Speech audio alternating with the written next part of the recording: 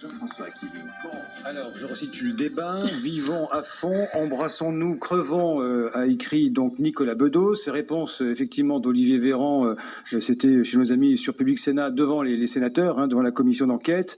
On ne peut pas imposer aux gens de prendre soin d'eux malgré eux, mais on peut imposer aux gens de prendre soin des autres malgré eux. Olivier Perroux. C'est tout le sujet. Je trouve...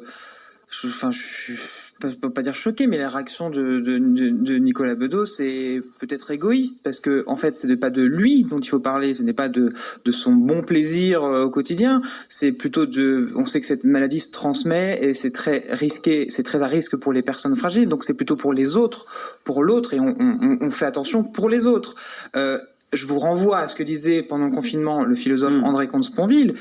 Et lui, qui n'était pas un comédien, donc qui mettait des mots beaucoup plus mesurés, qui avait une réflexion beaucoup plus poussée, qui défendait plus ou moins la même chose, qui disait « laissez-nous vivre » en fait. C'était Proust qui disait on a besoin des philosophes pour qu'ils nous disent les choses ainsi, on a un peu moins besoin des comédiens qui rendent un débat manichéen, qui participent au nivellement par le bas, qui frustrent des gens, parce que c'est ça qui se passe. Les gens vont être frustrés, ils vont prendre le parti, ils vont être contre le gouvernement, et ça va tendre les gens. Nathalie Morel, il prendre un peu de hauteur. Il traduit peut-être, Nicolas Bedos, ce que pense un grand nombre de Français aujourd'hui, fatigués par ces débats incessants. Un peu fatigué, mais cela dit, je pense que le post de Nicolas Bedos qui a été posté au milieu de la nuit, c'est pas un acte politique, c'est un texte. C'est la parole d'un artiste. C'est la parole d'un artiste, un artiste qui est en ce moment en souffrance parce qu'on sait qu'il a perdu plusieurs personnes de son entourage, et le texte qu'il publie, c'est un texte où il s'interroge sur le sens de la vie. Genre la vie, elle est courte, si on n'en profite pas, qu'est-ce qu'on va devenir? Et je pense que c'était pas forcément un acte politique et qu'il faut redescendre d'un cran. Je veux dire. Alors effectivement, Olivier Véran, il est dans son rôle, lui, de ministre de la Santé, il pose le débat à ce niveau-là. Mais je veux dire, voilà, au bout d'un moment, on n'est pas non plus obligé de surréagir à ce texte qui est d'ailleurs assez. On n'est pas obligé de surréagir, mais il a fait beaucoup réagir. Oui, et je peux vous dire que son texte, il ne passe pas du tout quand on regarde la réaction des Français. Moi. Et en fait, s'il ne passe pas, c'est qu'il y a deux raisons qui sont mises en avant, et en fait, qui passe pas. Le premier, c'est que, en fait, il suggère une forme d'arbitrage finalement entre ceux qui peuvent vivre et puis ceux qu'il est même plus nécessaire de protéger. Et puis la deuxième chose, c'est que c'est quand même un appel à la déresponsabilisation individuelle. Et donc les deux facteurs font que finalement, ça ne passe pas du tout. Alors même si effectivement c'est un acte, d'un artiste, dans le contexte de gravité, peut-être certes assez anxiogène, c'est pas du tout le type de choses qui passe bien. Allez, autre parole attendue dans un autre registre. C'est Jean-Pierre Raffarin, l'ancien Premier ministre, qui était l'invité des 4 vérités sur France 2 ce matin.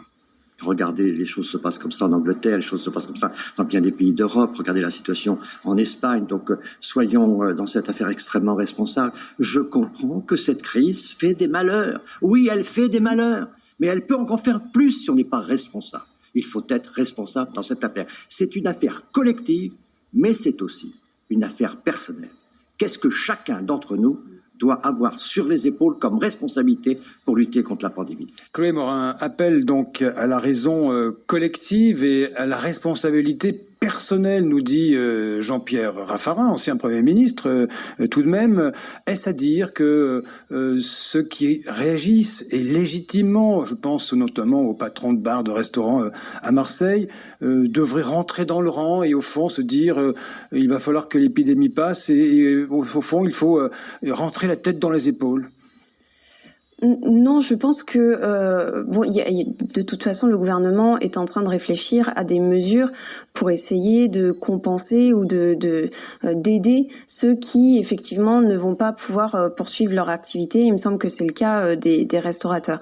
Mais il y a eu un coup de gueule de Philippe Etchebest. Je crois que c'est Philippe son prénom, sur BFM TV tout à l'heure, que je trouvais intéressant parce que lui avait l'air de dire, finalement les gens se comportent de manière irresponsable parce que c'est eux qui s'approchent trop d'autres personnes ou qui ne portent pas de masque, etc., etc. Et c'est nous, restaurateurs, qui finalement créons plutôt les conditions pour que les choses se passent bien, qui payons. Et je trouve que c'est effectivement une manière enfin moi j'avais pas vu les choses comme ça.